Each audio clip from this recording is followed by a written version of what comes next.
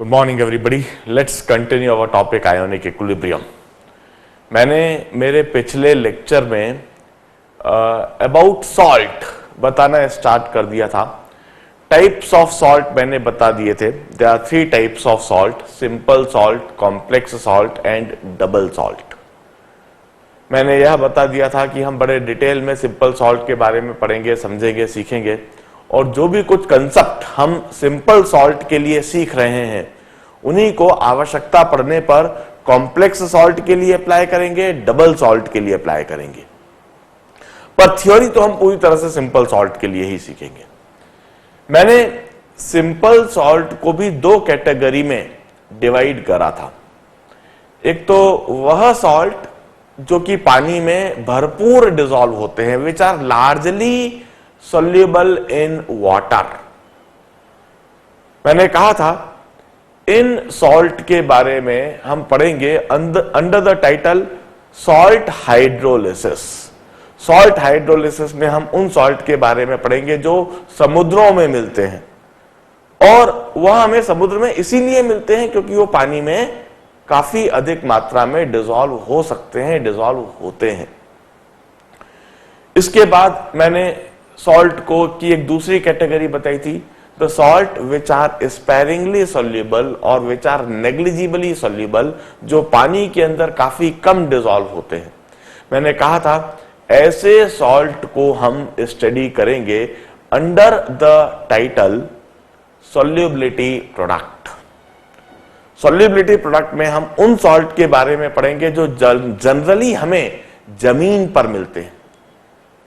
वो हमें जमीन पर इसीलिए मिलते हैं क्योंकि वो पानी में काफी कम डिसॉल्व होते हैं, उनकी सॉल्युबिलिटी काफी कम है। For example this chalk, for example marble, Kota stone और ग्रेनाइट। इस बिल्डिंग में इस्तेमाल होने वाला कोई सा भी मटेरियल या फिर इस बोर्ड को बनाने के लिए जो मटेरियल का इस्तेमाल करा गया है, जो सॉल्ट का इस्तेमाल करा गया है, that is sparingly soluble salt. ऐसे सॉल्ट को हम सॉल्युबिलिटी प्रोडक्ट में पढ़ेंगे। अब सॉल्युबिलिटी प्रोडक्ट या सॉल्ट हाइड्रोलिसिस स्टार्ट करने से पहले मैं सॉल्ट से रिलेटेड, इस टॉपिक से रिलेटेड एक टर्म जो इस टॉपिक में काफी अधिक इस्तेमाल होगी वह इंट्रोड्यूस करवा देता हूं, and that is solubility. Will keep on using the term solubility of salt. Now, solubility of salt is defined as the maximum amount of salt that may be dissolved in a liter of solution. 1 litre solution में maximum जितना salt dissolve करा जा सकता है without precipitation, that is termed as solubility of salt. This solubility is given in terms of grams per liter or moles per liter.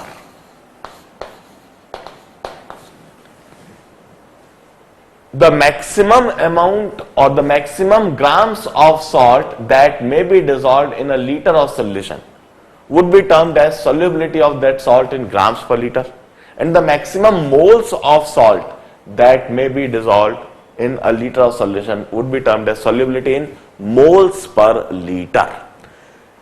Of course, largely soluble salt की solubility ज्यादा होगी, sparingly soluble salt की solubility कम होगी।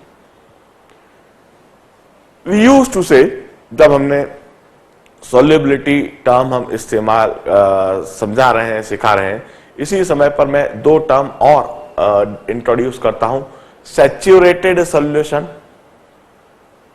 Unsaturated solution and a super saturated solution.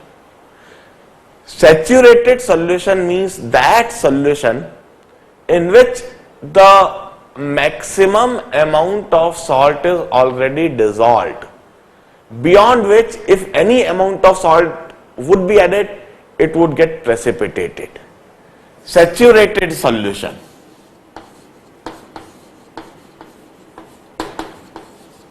saturated solution.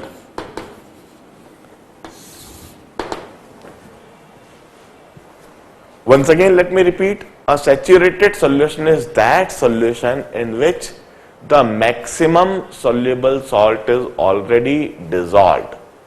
जिसमें उतना ही salt डाला गया है जितनी उस सॉल्ट की सॉल्युबिलिटी है। अब इधर हम एक बात और बता दें, किसी भी सॉल्ट की प्योर वाटर में किसी भी एक फिक्स टेम्परेचर पर सॉल्युबिलिटी फिक्स होती है। For example, if we talk about NaCl, NaCl की एक फिक्स टेम्परेचर पर पानी के अंदर सॉल्युबिलिटी फिक्स होती है। It change with temperature and generally increases with increasing temperature. यदि टेम्परेचर को बढ़ाया जाए तो सॉल्ट की सॉल्युबिलिटी बढ़ जाएगी, यदि टेम्परेचर को घटाया जाए तो सॉल्ट की सॉल्युबिलिटी कम हो जाएगी। मगर एक टेम्परेचर को निश्चित कर दिया जाए, सॉल्ट को निश्चित कर दिया जाए, तो 1 लीटर सॉल्यूशन में fix amount of salt dissolve होता है। NaCl की यदि हम बात करें 25 डिग्री सेंटीग्रेड पर रफली 550 grams of NaCl is soluble.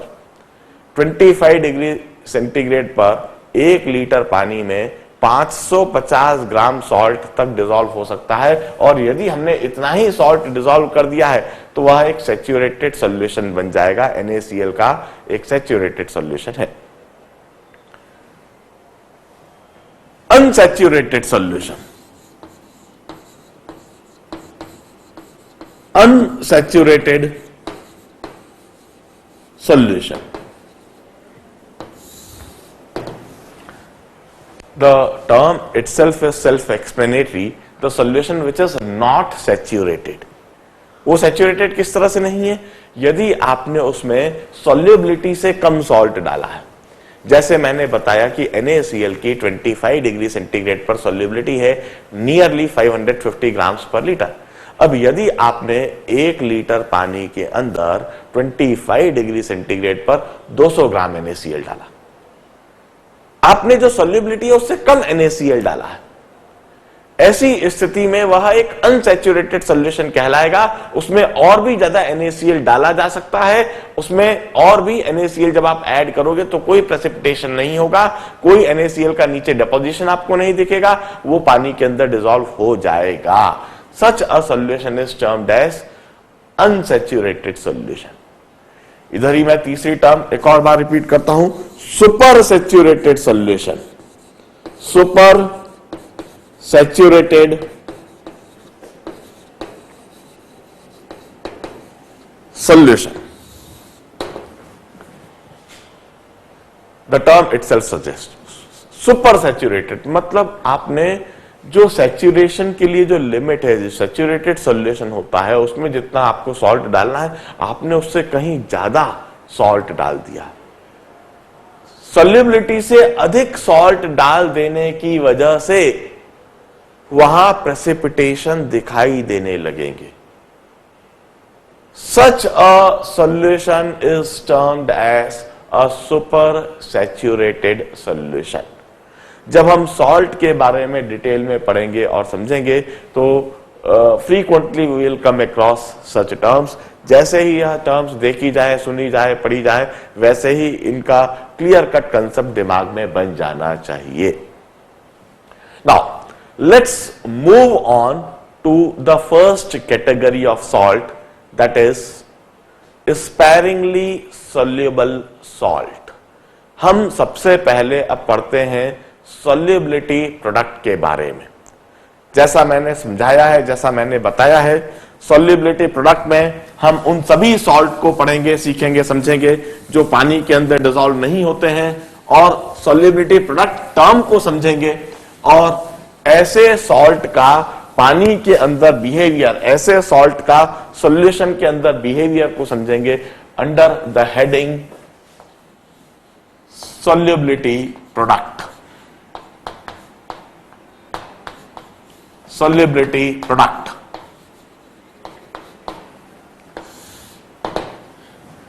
मैं इधर बिल्कुल क्लियरली मेंशन कर देता हूं, फॉर स्पेरिंगली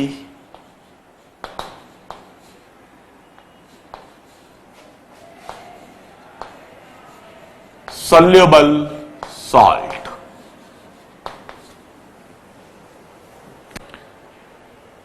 मैं कुछ एग्जाम्पल्स बोलता हूं।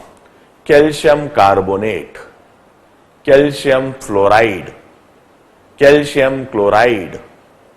जनरली जो सेकेंड ए ग्रुप में जो एलिमेंट है, beryllium, magnesium, calcium, barium, strontium, we say that इनके जो बने हुए सॉल्ट हैं, they are generally sparingly soluble salt. इन्हें हम, इन एलिमेंट को, कैल्शियम, मैग्नीशियम, बेरियम, स्ट्रोंशियम, इन एलिमेंट को हम अल्कलाइन अर्थ मेटल कहते हैं। अर्थ मेटल, अर्थ मेटल हम इसलिए कहते हैं because they are generally found on earth crust. Now why they are generally found on earth crust? Because they are negligibly soluble, they doesn't dissolve in water easily, इनकी solubility काफी कम है, इसलिए generally यह अर्थ क्रस्ट पर मिलते हैं। इसलिए हम इन्हें अल्कलाइन अर्थ एलिमेंट कहते हैं। अल्कलाइन क्योंकि इनके जो सॉल्ट जो बनते हैं वह अल्कलाइन नेचर के होते हैं, अल्कली होते हैं, बेसिक नेचर के होते हैं। Generally barium carbonate, barium sulphate, barium fluoride, barium nitrate, इसी तरह से magnesium carbonate, magnesium sulphate, magnesium phosphate, calcium phosphate, calcium sulphate, calcium carbonate, such type of salt are sparingly soluble salt. इन्हीं salt के behaviour को हम solubility product में समझेंगे। Not only this, silver salt भी काफी सारे इनसॉल्युबल होते हैं, जिंक सॉल्ट भी इनसॉल्युबल होते हैं, कई सारे कॉपर सॉल्ट भी इनसॉल्युबल होते हैं या स्पेरिंगली सॉल्युबल होते हैं। हमें इन सब सॉल्ट के बारे में सॉल्युबिलिटी प्रोडक्ट हेडिंग में पढ़ना है। मैं एक सॉल्ट को लेकर सॉल्युबिलिटी प्रोडक्ट टाइटल को समझाता हूं। से फॉर एग्जांपल कैल्शियम कार्बोनेट।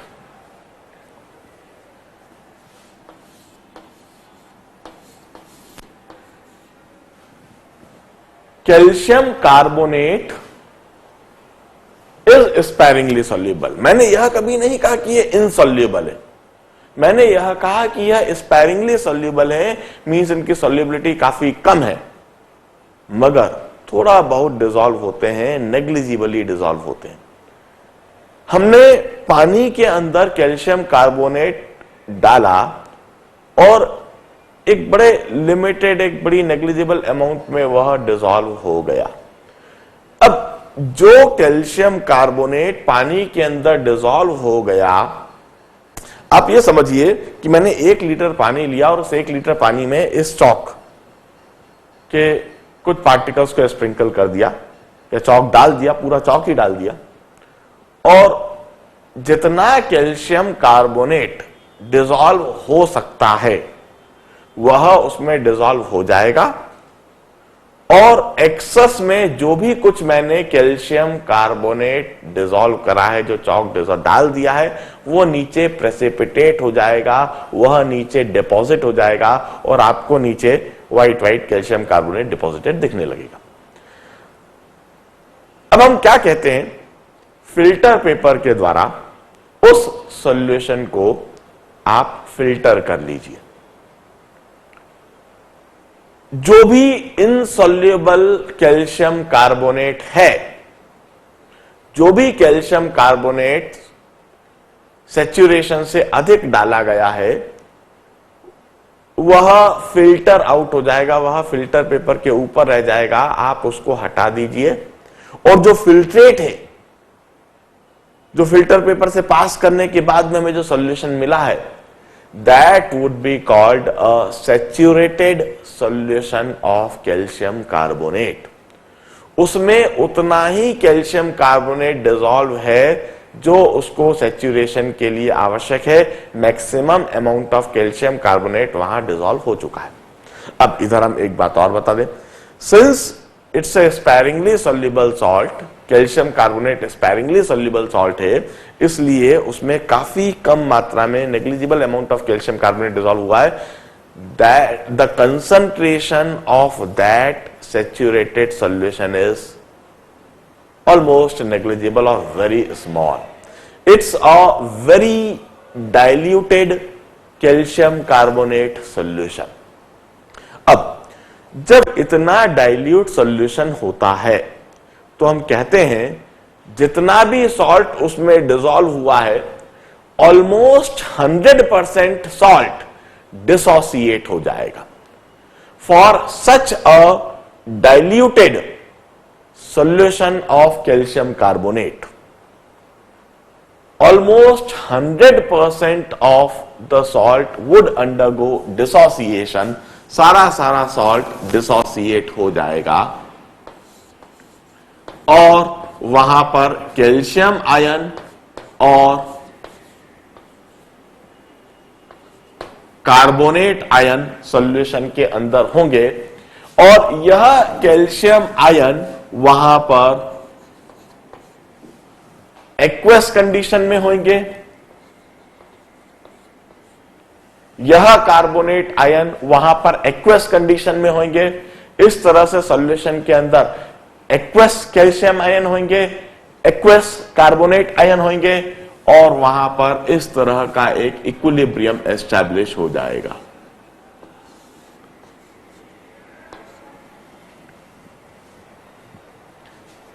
अब मैंने यह कहा है almost 100% of calcium carbonate would be dissociated, not 100%, पूरा 100% नहीं, यह समझिए 99.9%. कुछ कैल्शियम कार्बोनेट वहां अनडिसोसिएटेड रहेगा और यदि वह सैचुरेटेड सॉल्यूशन है तो वहां पर जो कैल्शियम कार्बोनेट दिख रहा है जो अनडिसोसिएटेड है वह एक्वस कंडीशन में रहेगा और हल्का सा भी आपने एडिशनल हल्का सा भी ज्यादा कैल्शियम कार्बोनेट है तो वहां पर वह प्रेसिपिटेट के फॉर्म में, सॉलिड फॉर्म में दिखेगा. मैं कहता हूं वहां पर कुछ कैल्शियम कार्बोनेट जो भी कुछ है वह सॉलिड फॉर्म में जरूर दिख सकता है. इस तरह का वहां पर एक डायनामिक इक्विलिब्रियम एस्टैब्लिश रहेगा जब आपने कोई स्पैरिंगली सोल्यूबल सॉल्ट का एक सैचुरेटेड सॉल्यूशन प्रिपेयर करा है तो इस तरह का डायनामिक इक्विलिब्रियम दिखेगा. यदि यह अनसैचुरेटेड सॉल्यूशन होगा, ध्यान रहे अनसैचुरेटेड सॉल्यूशन में जहां पर आपने कैल्शियम कार्बोनेट कम डाला है वहां क्या स्थिति रहेगी, कैल्शियम आयन एक्वस कंडीशन में, कार्बोनेट आयन एक्वस कंडीशन में, कैल्शियम कार्बोनेट ये सॉलिड में नहीं रहेगा, ये कुछ एक्वस कंडीशन में रहेगा. मैं कहूंगा this would be the dynamic equilibrium condition for unsaturated solution. इसमें कैल्शियम कार्बोनेट एक्वस कंडीशन में जो डिसॉल्व है और जो अनडिसोसिएटेड है, but this would be in negligible amount and this would be also in variable amount. ये वहां पर वेरिएबल भी होएगा और नेग्लिजिबल भी होएगा. अधिकतर कैल्शियम कार्बोनेट जो डिसॉल्व करा गया है, जो डाला गया है, वो डिसोसिएट होकर कैल्शियम आयन और कार्बोनेट आयन के फॉर्म में एक्वस कंडीशन में होगा. While for a saturated solution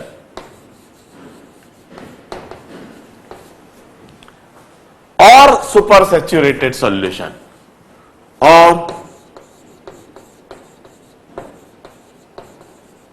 super saturated solution, जरा सोचिए वहां पर कैसी कंडीशन होगी. आपने कुछ ज्यादा कैल्शियम कार्बोनेट डाला है सुपर सैचुरेटेड सॉल्यूशन में, और सैचुरेटेड सॉल्यूशन में आपने एग्जैक्टली उतना ही कैल्शियम कार्बोनेट डाला है जितना कि उसमें डिसॉल्व हो सकता है. हम कहेंगे इस कंडीशन में जितना भी कैल्शियम कार्बोनेट वहां पर डाला गया है वो सारा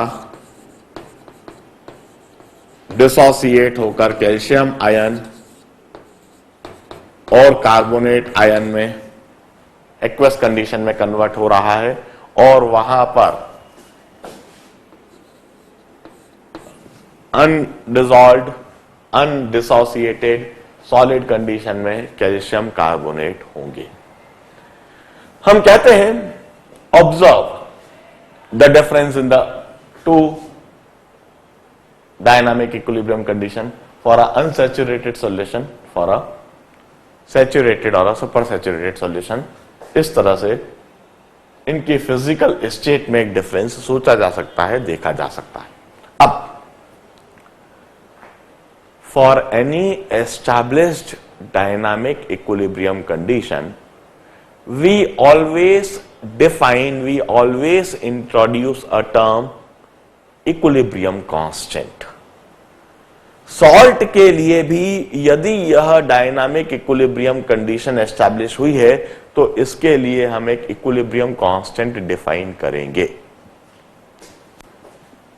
We may call it dissociation constant of salt. Salt के लिए हम इसे डिसोसिएशन कांस्टेंट कह सकते हैं।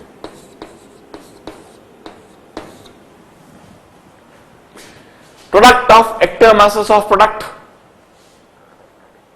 of active masses of calcium ion and carbonate ion upon the product of active masses of reactant, the active mass of calcium carbonate. हम कहते हैं किसी भी तरह की डायनामिक इक्विलिब्रियम कंडीशन के लिए, सॉल्ट के लिए भी हम यह इक्विलिब्रियम कांस्टेंट इंट्रोड्यूस कर सकते हैं, डिफाइन कर सकते हैं। Will call it equilibrium constant of salt. Now for a unsaturated solution, यदि हम अनसैचुरेटेड सॉल्यूशन की बात करें तो सिर्फ यही चीज डिफाइन की जा सकती है, इसके आगे हम इसमें कुछ भी नहीं कह सकते। अनसैचुरेटेड सॉल्यूशन में calcium ion concentration, carbonate ion concentration, ये दोनों जो न्यूमरेटर टर्म में दिख रहा है ये दोनों वेरिएबल होंगे। न केवल न्यूमरेटर वेरिएबल होगा बल्कि डिनोमिनेटर में जो कैल्शियम कार्बोनेट दिख रहा है यह भी वेरिएबल होगा। अनसैचुरेटेड सॉल्यूशन में यह तीनों ही टर्म्स वेरिएबल होगी। कांस्टेंट होगा तो सिर्फ यह एक डिसोसिएशन कांस्टेंट। और इस इक्वेशन को ऐसा का ऐसा ही लिखा जा सकता है, इसमें फर्दर और कुछ भी नहीं करा जा सकता। But if the solution is saturated solution और a super saturated solution, for a saturated or super saturated solution,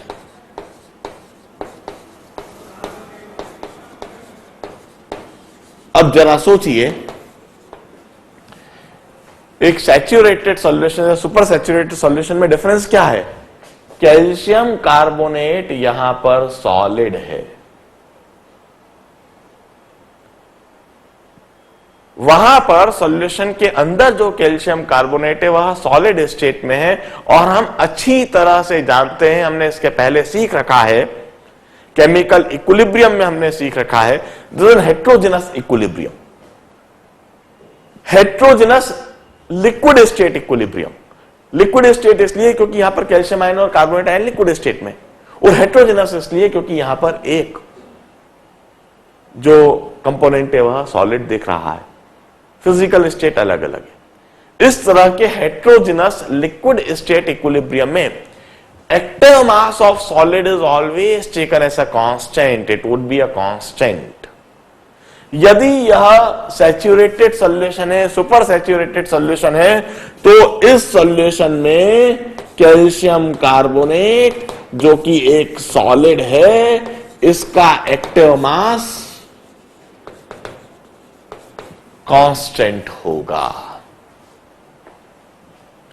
अब जरा सोचिए, यह इक्विलिब्रियम कांस्टेंट, ये तो एक कांस्टेंट है ही, और सैचुरेटेड और सुपर सैचुरेटेड सॉल्यूशन के लिए यह जो डिनोमिनेटर टर्म है यह भी कांस्टेंट हो गया। तो क्यों ना इस calcium carbonate, active mass of calcium carbonate जो कि कांस्टेंट है, इसको ऊपर ले जाया जाए और इसको इस इक्विलिब्रियम कांस्टेंट के साथ में रख दिया जाए और इसी इक्वेशन को इस तरह से लिख दिया जाए, a constant into calcium carbonate, a constant into active mass of calcium carbonate, one constant into another constant makes it a third constant।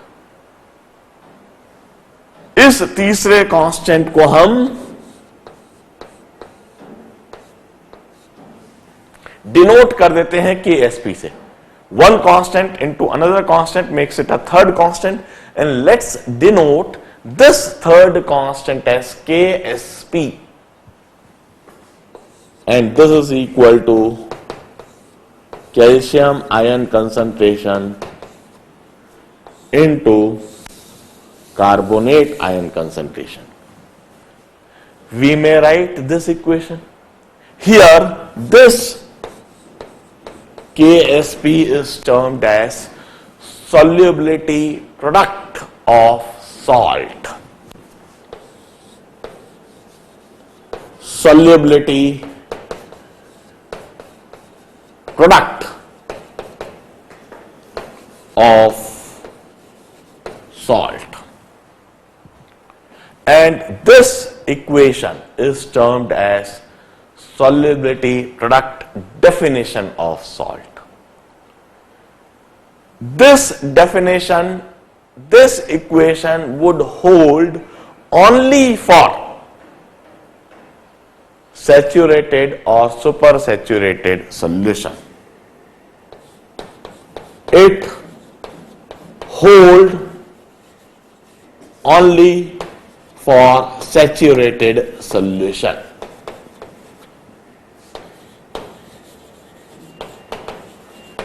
Unsaturated solution के लिए ऐसी कोई इक्वेशन नहीं लिखी जा सकती। अनसैचुरेटेड सॉल्यूशन के लिए ऐसी कोई टर्म डिफाइन नहीं करी जा सकती। हम यह जो सॉल्युबिलिटी प्रोडक्ट टर्म डिफाइन कर रहे हैं, इंट्रोड्यूस कर रहे हैं, यह टर्म सिर्फ सैचुरेटेड सॉल्यूशन के लिए होती है। और इसको हमने कैसे एक्सप्रेस करा है? It's the product of all the ions that appear on the product side. Saturated condition में सॉल्यूशन के अंदर जो कैल्शियम आयन कंसंट्रेशन है, सैचुरेटेड कंडीशन में सॉल्यूशन के अंदर जो कार्बोनेट आयन कंसंट्रेशन है, इन दोनों कंसंट्रेशंस का प्रोडक्ट कर दिया जाए, that is termed as solubility product. This is a fixed or a constant value for a salt at a fixed temperature. किसी भी सॉल्ट के लिए एक फिक्स टेम्परेचर पर सॉल्युबिलिटी प्रोडक्ट की वैल्यू बिल्कुल फिक्स होती है। हम कहते हैं 25 डिग्री सेंटीग्रेड पर कैल्शियम कार्बोनेट के लिए सॉल्युबिलिटी प्रोडक्ट की वैल्यू बिल्कुल फिक्स होगी। अलग अलग टेम्परेचर पर अलग अलग है। 25 डिग्री सेंटीग्रेड पर कुछ और है, 35 डिग्री सेंटीग्रेड पर कुछ और है, 45 डिग्री सेंटीग्रेड पर कुछ और है। इधर हम एक बात और बता दें, जैसे जैसे टेम्परेचर बढ़ता है किसी भी सॉल्ट का सॉल्युबिलिटी प्रोडक्ट कांस्टेंट भी बढ़ता है। This is solubility product constant for a salt. अब what do this solubility product constant for a salt suggest us? सबसे पहले इसकी वैल्यू, इसकी एक फिक्स न्यूमेरिकल वैल्यू होगी। इसकी वैल्यू को देखकर हम क्या कंक्लूड कर सकते हैं? जरा सोचिए, यदि कोई सॉल्ट की सॉल्युबिलिटी ज्यादा है तो वह सॉल्ट पानी के अंदर ज्यादा डिसॉल्व होएगा। 1 लीटर पानी में आप उसे ज्यादा डिसॉल्व कर पाएंगे, उसके मोल्स पानी के अंदर आप ज्यादा डाल पाएंगे। और यदि आपने ज्यादा मोल्स डाले तो उसके आयंस का कंसंट्रेशन ज्यादा होगा। ये प्रोडक्ट में जो आयंस बन रहे हैं इसका कंसंट्रेशन ज्यादा होगा, और प्रोडक्ट में इन आयंस का कंसंट्रेशन यदि ज्यादा हुआ तो KSP वैल्यू ज्यादा होगी। Means what do KSP value suggest us? KSP value, the solubility product constant value, suggests us the solubility of salt. Larger the KSP value is, larger is the solubility of salt. Smaller the KSP value is, lesser is the solubility of salt. जो salt पानी में ज्यादा dissolve होता है उसकी KSP value ज्यादा होगी। जो सॉल्ट पानी में कम डिसॉल्व होता है उसकी KSP वैल्यू कम होगी। जैसे जैसे हम टेम्परेचर बढ़ाते हैं, किसी भी सॉल्ट की पानी के अंदर सॉल्युबिलिटी बढ़ती है। इसका मतलब जैसे जैसे टेम्परेचर बढ़ाएंगे किसी भी सॉल्ट की सॉल्युबिलिटी प्रोडक्ट कांस्टेंट की वैल्यू, KSP की वैल्यू बढ़ेगी। और यदि टेम्परेचर कम करा जाएगा तो सॉल्ट की KSP वैल्यू कम होगी। दो सॉल्ट की KSP वैल्यू दी हुई हो तो उस KSP वैल्यू को देखकर हम यह अंदाजा लगा सकते हैं कि कौन सा सॉल्ट ज्यादा सॉल्युबल है, कौन सा सॉल्ट कम सॉल्युबल है। जिसकी KSP वैल्यू हमें ज्यादा दिख रही है हम कहेंगे वह ज्यादा सॉल्युबल है, और जिसकी KSP वैल्यू हमें कम दिख रही है हम कहेंगे कि वह कम सॉल्युबल है।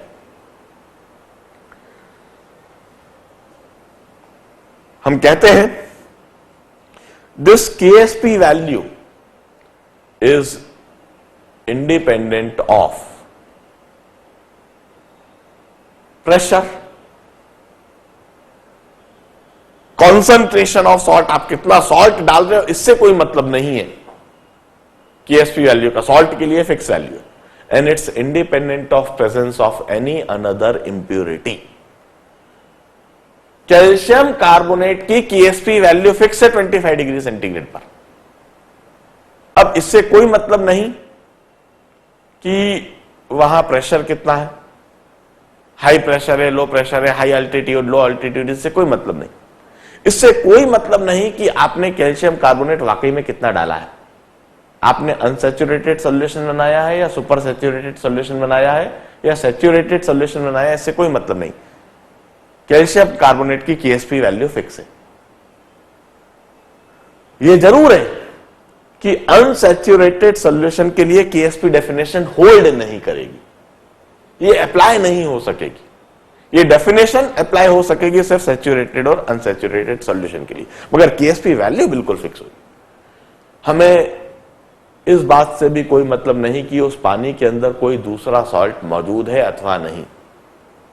कोई दूसरा सॉल्ट हो भी सकता है, नहीं भी हो सकता है, मगर कैल्शियम कार्बोनेट की KSP वैल्यू बिल्कुल फिक्स होगी। फिक्स सॉल्ट के लिए फिक्स टेम्परेचर पर KSP वैल्यू बिल्कुल फिक्स होती है। अब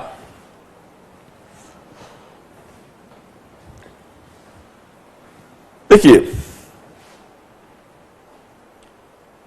हम कहते हैं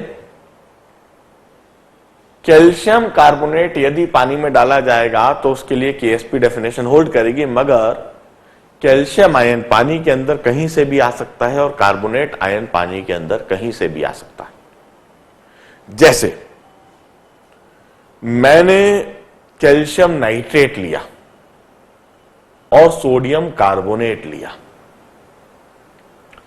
कैल्शियम नाइट्रेट जब मैं पानी के अंदर डालूंगा तो कैल्शियम नाइट्रेट के डिसोसिएशन से वहां कैल्शियम आयन आएंगे।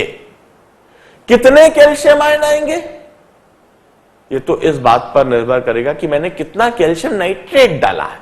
यदि मैं ज्यादा कैल्शियम नाइट्रेट डालूंगा तो ज्यादा कैल्शियम आयन आ जाएंगे, और यदि मैंने कैल्शियम नाइट्रेट कम डाला तो कम कैल्शियम आयन आएंगे। पानी के अंदर कितने कैल्शियम आयन होंगे ये पूरी तरह से इस बात पर निर्भर करेगा कि मैंने कितना कैल्शियम नाइट्रेट डाला है। उसी पानी में, उसी सॉल्यूशन में मैं सोडियम कार्बोनेट डाल देता हूं, Na2CO3 डाल देता हूं। जब मैं उसके अंदर Na2CO3 डालूंगा, सोडियम कार्बोनेट डालूंगा, तो उसके डिसोसिएशन से उस सॉल्यूशन में, उस पानी के अंदर कार्बोनेट आयन भी आ जाएंगे। कितने कार्बोनेट आयन आएंगे? वंस अगेन इट डिपेंड्स कि मैंने कितना सोडियम कार्बोनेट डाला है। मैं सोडियम कार्बोनेट ज्यादा भी डाल सकता हूं, मैं सोडियम कार्बोनेट कम भी डाल सकता हूं। मैंने जैसे 1 लीटर पानी ले लिया, एक कैल्शियम नाइट्रेट सॉल्ट है पैकेट में, और एक पैकेट में सोडियम कार्बोनेट सॉल्ट है। सोडियम कार्बोनेट मतलब जनरली जो अपने वॉशिंग सोडा में, वॉशिंग पाउडर में रहता है। तो मैंने Na2CO3 पानी के अंदर, 1 लीटर पानी के अंदर थोड़ा Na2CO3 डाल दिया और थोड़ा कैल्शियम कार्बोनेट डाल दिया। इस तरह से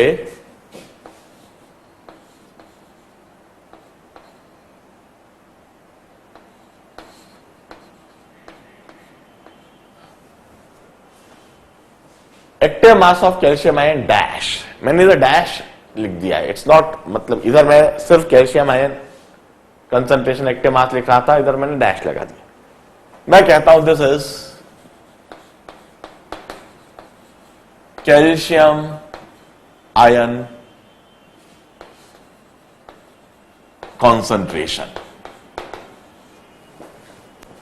इन the solution. Calcium ion concentration कितना होगा यहां नहीं पता, ज्यादा होगा नहीं पता, कम होगा नहीं पता, कितना भी हो सकता है।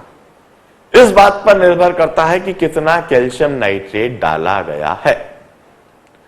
इसी तरह से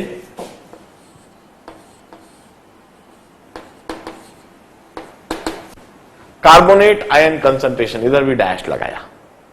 दिस वुड बी कॉल्ड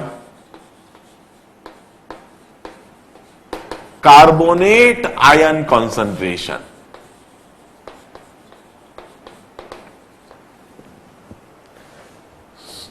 पानी के अंदर, सॉल्यूशन के अंदर 1 लीटर सॉल्यूशन में जितने कार्बोनेट आयन है उनका जो भी कुछ कंसंट्रेशन है वह मैंने इधर मेंशन कर दिया।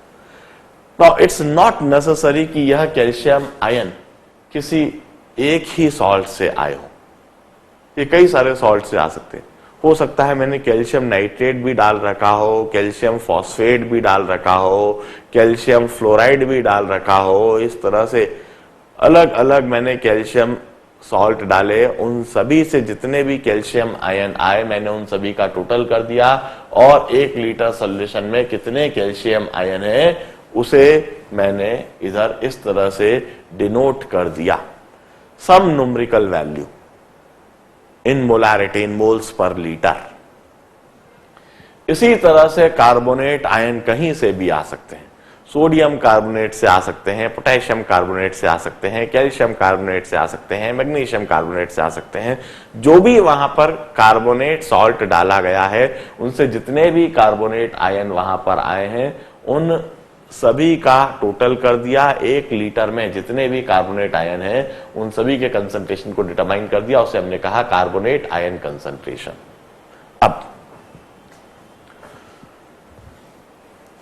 अब हम देखें केएसपी डेफिनेशन कैल्शियम कार्बोनेट की जो है, कैल्शियम कार्बोनेट की जो केएसपी डेफिनेशन है इसमें कैल्शियम आयन कंसंट्रेशन और कार्बोनेट आयन कंसंट्रेशन इन दोनों का प्रोडक्ट है। Let me repeat the thing, calcium ion concentration in the solution, मैंने जितना भी कैल्शियम आयन डाला है, कहीं से भी डाला है, चाहे वह कैल्शियम कार्बोनेट हो, कैल्शियम नाइट्रेट हो, कैल्शियम सल्फेट हो, कैल्शियम फ्लोराइड हो, there may be number of calcium salt which may contribute to calcium ion concentration in the solution. There may be number of carbonate ion salt. हो सकता है मैं 1 litre पानी में magnesium carbonate भी डाल दूं, सोडियम कार्बोनेट भी डाल दूं, कैल्शियम कार्बोनेट भी डाल दूं और तरह तरह के कार्बोनेट सॉल्ट डाल दूं और वो सब कार्बोनेट आयन रिलीज कर रहे हैं, वो सब डिसोसिएट हो रहे हैं। कैल्शियम आयन कहीं से भी आ सकता है, कितना भी आ सकता है। कार्बोनेट आयन कहीं से भी आ सकता है, कितना भी आ सकता है। Calcium ion concentration in the solution and carbonate ion concentration in the solution. यह केएसपी डेफिनेशन देखिए। इस केएसपी डेफिनेशन में प्रोडक्ट ऑफ कैल्शियम आयन है और प्रोडक्ट ऑफ कार्बोनेट आयन है। कैल्शियम और कार्बोनेट आयन का प्रोडक्ट बिल्कुल उसी तरीके से मैंने इधर प्रोडक्ट कर लिया। जो भी सॉल्यूशन के अंदर कैल्शियम आयन है और जो भी सॉल्यूशन के अंदर कार्बोनेट आयन है, इन दोनों को उसी तरह से प्रोडक्ट ले लिया जिस तरह से केएसपी डेफिनेशन में है। Now this product of calcium ion and product of carbonate ion in the solution, this is termed as ionic product of calcium carbonate in the solution. Solution के अंदर इसे हम कहते हैं कैल्शियम कार्बोनेट का ionic product. This is termed as ionic product of calcium carbonate in the solution. अब खास बात, यह आयोनिक प्रोडक्ट की जो वैल्यू है इट्स वेरिएबल, ये कोई फिक्स नहीं होगी। ये ज्यादा भी हो सकती है, कम भी हो सकती है। ये तो पूरी तरह से निर्भर इस बात पे करेगा कि सॉल्यूशन के अंदर कितने कैल्शियम आयन हैं, सॉल्यूशन के अंदर कितने कार्बोनेट आयन हैं। ये कहीं से भी कितनी भी मात्रा में आ सकते हैं, कार्बोनेट आयन कहीं से भी कितनी भी मात्रा में आ सकते हैं। सॉल्यूशन के अंदर जो भी कैल्शियम आयन और कार्बोनेट आयन का प्रोडक्ट है, this is termed as ionic product. और ये आयोनिक प्रोडक्ट की वैल्यू ज्यादा भी हो सकती है और कम भी हो सकती है। Now we may come across 3 situations, 3 conditions होंगी। हम जानते हैं सॉल्ट के लिए केएसपी वैल्यू फिक्स है, एक फिक्स टेम्परेचर पर एक फिक्स सॉल्ट के लिए Ksp value fix, calcium carbonate की भी केएसपी वैल्यू फिक्स। अब यह आयोनिक प्रोडक्ट की वैल्यू हो सकता है केएसपी से एग्जैक्टली बराबर हो सकता है ये केएसपी से कम रही हो सकता है यह केएसपी से ज्यादा रही। 3 कंडीशंस बनेगी। मैं उन तीनों कंडीशंस को समझाता हूं। Case 1, situation 1, this ionic product value if it is less than Ksp value. हमने सॉल्यूशन के अंदर कैल्शियम कार्बोनेट का आयोनिक प्रोडक्ट निकाला, डिटरमाइन करा और हमने यह पाया कि उस सॉल्यूशन में आयोनिक प्रोडक्ट की value solubility product constant value से कम है। ऐसा कैसे रहा होगा जरा सोचिए। सॉल्यूशन के अंदर हमने कैल्शियम आयन डाले मगर कम मात्रा में, small amount, negligible amount. Solution के अंदर हमने कार्बोनेट आयन हमने डाले, वंस अगेन इन स्मॉल और नेग्लिजिबल अमाउंट। दोनों ही काफी कम अमाउंट में होने से, दोनों ही नेग्लिजिबल अमाउंट में होने से, दोनों का जब प्रोडक्ट निकाला, जब आयनिक प्रोडक्ट डिटरमाइन करा तो वह भी एक स्मॉल वैल्यू आया, वह नेग्लिजिबल वैल्यू आया और वो इतनी छोटी वैल्यू आया कि वो केएसपी से भी कम हो गया। What do this imply? It imply that it's an unsaturated solution. इसका मतलब है कि वह जो सॉल्यूशन बना है that is unsaturated with respect to calcium carbonate, उसमें कैल्शियम कार्बोनेट सैचुरेट नहीं हुआ है। no precipitation would be observed, कोई precipitation वहां पर ऑब्जर्व्ड नहीं होगा। किसी भी तरह से कोई डिपोजिशन या एक्यूमुलेशन कैल्शियम कार्बोनेट का आपको बॉटम में दिखाई नहीं देगा। Since it's a unsaturated solution, since इसमें कैल्शियम आयन भी काफी कम है, कार्बोनेट आयन भी काफी कम है, कैल्शियम आयन और कार्बोनेट आयन दोनों के कम होने से उसका आयनिक प्रोडक्ट कम है और आयनिक प्रोडक्ट की वैल्यू सॉल्युबिलिटी प्रोडक्ट कांस्टेंट की वैल्यू से कम है। Another situation, if this value of ionic product is exactly equal to KSP, यदि हम कोई ऐसा सॉल्यूशन बनाए जिसमें कैल्शियम कार्बोनेट का आयोनिक प्रोडक्ट वह कैल्शियम कार्बोनेट के सॉल्युबिलिटी प्रोडक्ट के एग्जैक्टली बराबर हो जाए, जो भी कुछ कैल्शियम आयन कार्बोनेट आयन का कंसंट्रेशन है उनका जब प्रोडक्ट करा तो ये दोनों बराबर आ गया। It means it's just saturated solution. Precipitation would just start. इसके बियॉन्ड यदि आपने हल्का सा भी कैल्शियम आयन डाला, हल्का सा भी कार्बोनेट आयन डाला, तो वहां प्रेसिपिटेशन होने लगेगा, वहां कैल्शियम कार्बोनेट का एक्यूमुलेशन होने लगेगा, वहां पर डिपोजिशन आपको दिखाई देने लगेगा। It's a just saturated solution, यह एक जस्ट सैचुरेटेड सॉल्यूशन है। Will say precipitation just starts.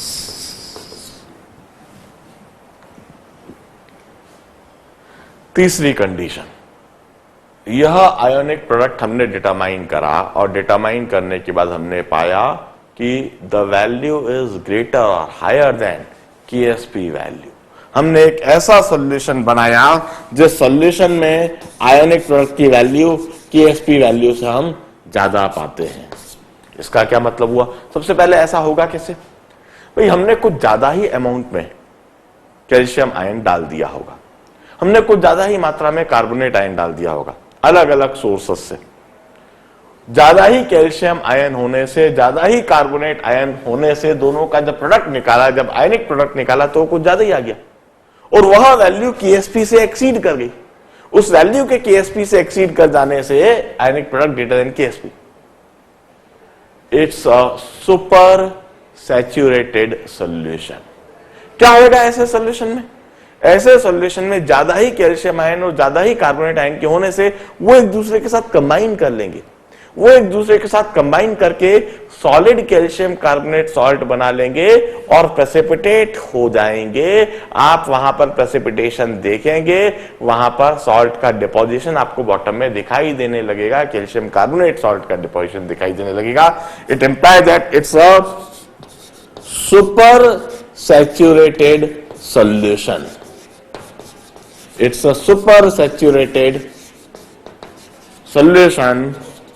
Here we will observe the precipitation. Precipitation would be observed.